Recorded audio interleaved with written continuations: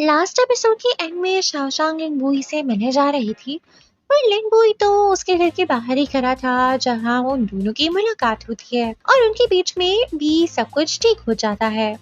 शाओशांग accepted कि उसे लिंगबुई बहुत पसंद है और वो उसके साथ जीना चाहती है। लिंगबुई शाओशांग को अपनी माँ हुआ जानवा से मिलाने ले जाता है, जहाँ शाओशांग को पता चलता है कि हुआ जानवा बीमार है और उन्हें कभी कभी दौरे पड़ते रहते हैं। हुआ जानवा की हालत इतनी खराब है कि वो लिंगबुई को भी पहचान नहीं पाती। लिंगबुई और शाओशांग की फिर से अकेले में बात होती है और लिंगबुई उसे अपनी पूरी फैमिली की सिचुएशन के बारे में बताता है और फिर कहता है कि अब उसे इंतजार नहीं होता, उन्हें जल्दी से शादी कर लेनी चाहिए।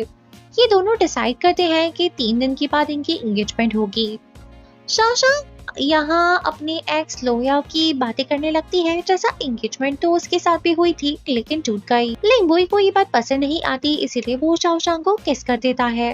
लिंगबुई कहता है कि फ्यूचर में भी उसे शाओशांग की कोई बात पसंद नहीं आई तो वो उसे ऐसे ही किस करके उसका मुंह बंद करवा देगा। अब सीन शिफ्ट होता है चंग फैमिली होम पर, जहां शाओशांग की एंगेजमेंट की तैयारियां कर रहे होते हैं। यहाँ छनियो यानी लिंगबुई की स्टेप मॉम आ जाती है एंगेजमेंट सेरेमनी के बारे में डिस्कशन करने। दोनों शाओशांग और युवानी छनियू से ठीक से बात नहीं करती, उल्टा उसकी इंसल्ट कर देती है और छनियू भी फिर वहाँ से गुस्सा होकर भाग जाती है। एंगेजमेंट वाला दिन आता है। शाओशांग और लिंगबुई की एंगेजमेंट शाओशांग के घर में ही रखी गई है और यहाँ काफी सारे पॉलिटिकल खानदान से लोग आए हैं और तो वो ऑलरेडी होस्ट कर रही हैं। एंगेजमेंट में युवान भी पहुंच गया है, आखिर वो अपनी फेवरेट स्टूडेंट की एंगेजमेंट सेरेमनी कैसे ही मिस कर सकता था। और अब यहाँ हॉल में एंटर होती है कंजू चुयांग और छनियू कुछ गार्ड्स के साथ और सीन क्रिएट करने लगती है। वो जबरदस्ती शाओशांग को सजा देना चाहती थी इस बात के लिए कि उसने अपनी मदर इन लॉ छनियू की इंसल्ट की। कंजू चुयांग कुछ भी करके बस शाओशांग को नीचा दिखाना चाहती थी और उसे बिना बात की सजा देना चाहती थी। युवान ई अपनी बेटी शाओशांग को प्रोटेक्ट करती है और बोलती है कि वो लोग उसकी बेटी को इस तरह से सजा नहीं दे सकते।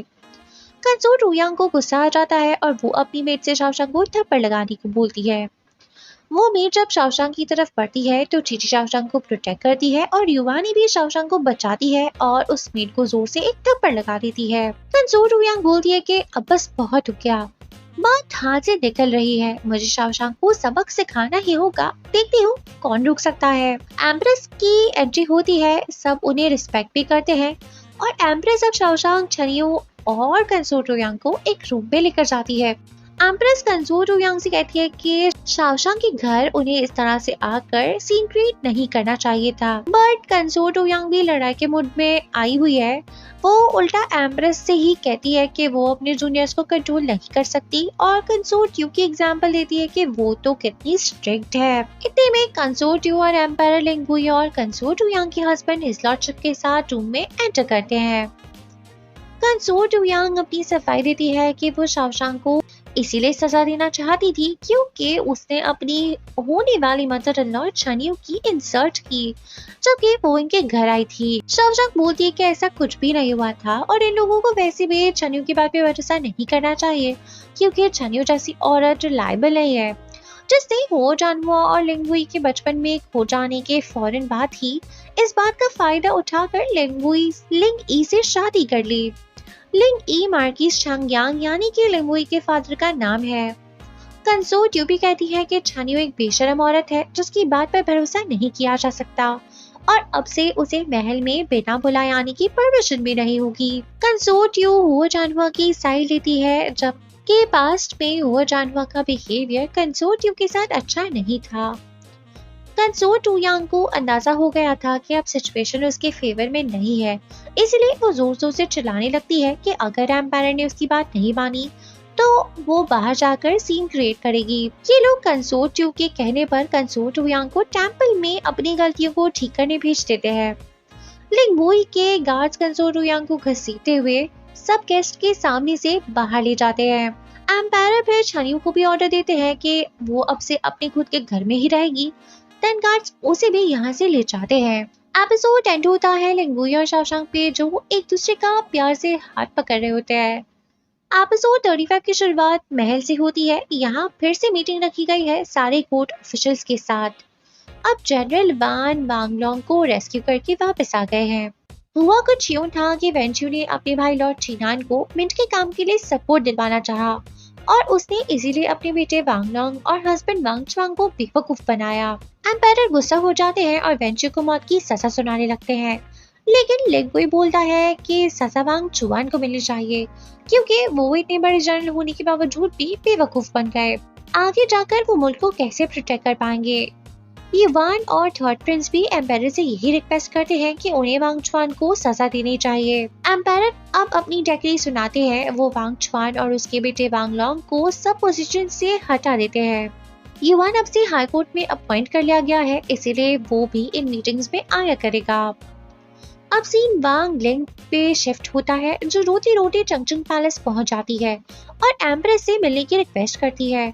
वांग लिंग फिफ्थ प्रिंसेस से भी रिक्वेस्ट करती है कि वो उसकी फैमिली को बचा ले, लेकिन फिफ्थ प्रिंसेस उसकी कोई मदद नहीं करती। फिर शाओ शांग वांग लिंग की मदद करने की कोशिश करती है। वो एम्पायर के पास खाना लेकर जाती है और उन्हें बताती है कि ये खाना सौचुन में बहुत ही फेमस है और उसे ये सब बनाना वांग लिंग ने सिखाया है ताकि शाओशंग एम्प्रेस को ये सब बनाकर खिला सके। एम्पायर खुश हो जाते हैं और वांग लिंग को माफ कर देते हैं और उसकी शादी के लिए गिफ्ट्स का अरेंजमेंट भी करते हैं।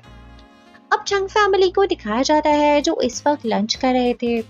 वो लोग शाओशंग को थोड़ा मिस भी कर रहे होते हैं। वहाँ लिंग बुई आ जाता है और इन्हें बताता है कि शाओशंग को एम्पायर ने एम्प्रेस के बर्थडे को ऑर्गेनाइज करने की जिम्मेदारी दी है, तो शाओशंग तब तक महल में ही रहेगी जब तक कि एम्प्रेस का बर्थडे ठीक से निपट नहीं जाता।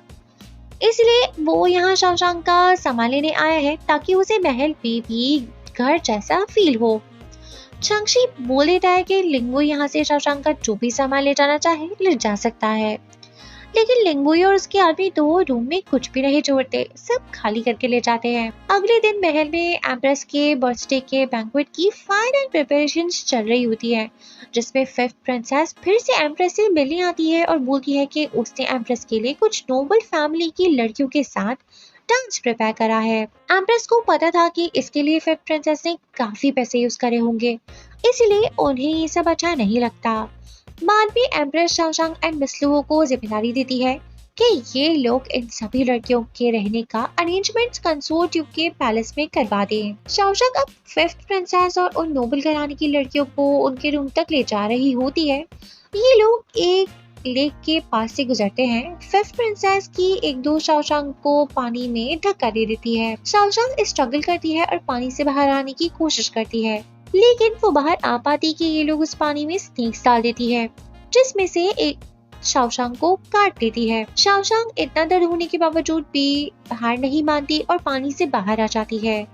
फिफ्थ प्रिंसेस शाओशंग से कहती है कि ये तो बस वार्निंग थी, इसीलिए स्नेक जहरीली नहीं थी। दोबारा अगर शाओशंग ने उसके काम के बीच में आने की कोशिश की तो वो जहरीली स्नेक्स भी छोड़ सकती है। पता नहीं फिफ्थ प्रिंसेस को शाओशंग से कौन सी दुश्मनी है। शाओशंग बिना कुछ बोले ही वहाँ से चली जाती है। ये सब कुछ फिफ्थ प्रिंस ने देख लिया था। शाओशंग के रूम में लिंगुई उसे मिलने आता है और उसकी तारीफें करने लगता है, जैसे शाओशंग तुम कितनी अच्छी हो, सब लोग इस महल में तुम्हें कितना पसंद करते हैं, तुम कितनी होशियार हो, वगैरह वगैरह। शाओशंग ना अचानक से रोने लगती है और लिंगुई के गले लग जाती है और उसे भी खुद को टाइटली हग करने को बोलती है। लिंगुई समझ नहीं पाता कि शाओशंग को अचानक से हो क्या गया। शाओशंग बोलती है कि बस उसे अपने घर की याद आ रही है। देन लिंगुई शाओशंग को मार्शल आर्ट्स की ट्रेनिंग देते हुए उसके करीब आ जाता है और फिर उसे दोबारा पूछता है कि उसके साथ क्या हुआ था। शाओशंग कहती है कि उसे लिंगुई से एक प्रॉमिस चाहिए और सीन डायरेक्ट शिफ्ट हो जाता है एम्प्रेस के बर्थडे वाले दिन। सब लोग अच्छा सा तैयार होकर बैंक्वेट में पहुंच जाते हैं। एम्पायर एम्प्रेस और कंसोर्ट के साथ सामने वाली सीट यानी कि स्टेज पर बैठ जाते हैं। डेडपुर शाओशंग को प्रेज करते हैं इतना अच्छा इवेंट ऑर्गेनाइज करने के लिए। बैंक्वेट में बहुत सारे गेस्ट आए हुए होते हैं। एम्पायर के सारे बच्चे तो थे ही यहाँ, युवान भी आया हुआ है। अब लिंगुई एम्प्रेस के लिए म्यूजिकल इंस्ट्रूमेंट बजाता है। देन थर्ड प्रिंस माइंग का मैप प्रेजेंट करता है, जिसे देखकर एम्पायर खुश हो जाते हैं। अब बारी क्राउन प्रिंस और क्राउन प्रिंसेस की आती है। ये लोग जेड से बने आर्टिफैक्ट्स का पैर लाए थे, लेकिन सिचुएशन ऑकवर्ड हो जाती है, जिसे शाओशंग संभाल लेती है और कहती है कि ये इवेंट में जो भी खाना और वाइन वगैरह का अरेंजमेंट हुआ है वो क्राउन प्रिंस से ही करवाया है। अब बारी आती है फिफ्थ प्रिंसेस की। वो अपनी उन नोबल घराने की लड़कियों के साथ डांस करती है, लेकिन सारी ही बीच डांस में घिर जाती है।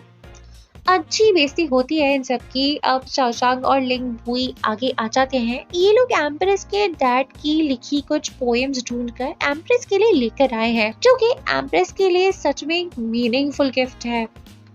अब सब बैठकर खाना और वाइन एंजॉय कर रहे होते हैं। शाओशांग और लिंगबुई भी वाइन के कप को शेयर करते हैं। देन शाओशांग लिंगबुई के गाल पर किस करके बाहर भाग जाती है। बाहर फिफ्थ प्रिंस खड़ा था और शाओशांग पे लाइन मारने की कोशिश कर रहा था। असल में फिफ्थ प्रिंस इस वक्त नशे में है और उसे ज्यादा कुछ समझ नहीं आ रहा। ये लोग अभी उसी लेक के पास खड़े हुए थे जिसमें शाओशांग को फिफ्थ प्रिंसेस और उसकी दोस्तों ने धक्का दिया था। शाओशांग फिफ्थ प्रिंस को पानी में गिरा देती है और उसे थोड़ा तंग भी करती है। फिफ्थ प्रिंस खुद ही पानी से बाहर आ जाता है और शाओशांग को पहले तो बोलता है कि तुम बहुत तेज हो और चालाक हो, मतलब कि वो उसे बातें सुना रहा होता है। देन शाओशांग थोड़ा उसकी तारीफ करती है और उससे बोलती है कि वो वही करता है जो उसे अच्छा लगता है। वो किसी की परवाह नहीं करता कि लोग क्या सोचेंगे। शाओशांग इसी तरह से अपना भी बताती है कि वो भी वही करती है जो उसे अच्छा लगता है। ऐसा करके वो फिफ्थ प्रिंस को अपना दोस्त बनाना चाह रही है। अब ये दोनों प्रॉमिस करते हैं कि ये दोनों एक दूसरे की हेल्प करेंगे। इन्हें बस लोगों की मेट साथ में देख लेती है और अंदर बैंक्वेट में जाकर जोर से सबको बता देती है कि फिफ्थ प्रिंस और शाओशांग लेक के पास सीक्रेटली मुलाकात कर रहे हैं। सब लोग शॉक्ड हो जाते हैं और ये एपिसोड यहीं पर खत्म हो जाता है। That's it guys। आगे की कहानी अगले वीडियो में जानेंगे। अब मेरी कोशिश होगी कि अगली वीडियो भी जल्दी अपलोड कर दूं। आप लोग मेरी मोटिवेशन के लिए इस वीडियो को लाइक और चैनल को सब्सक्राइब कर सकते हैं। तब तक के लिए गुड बाय।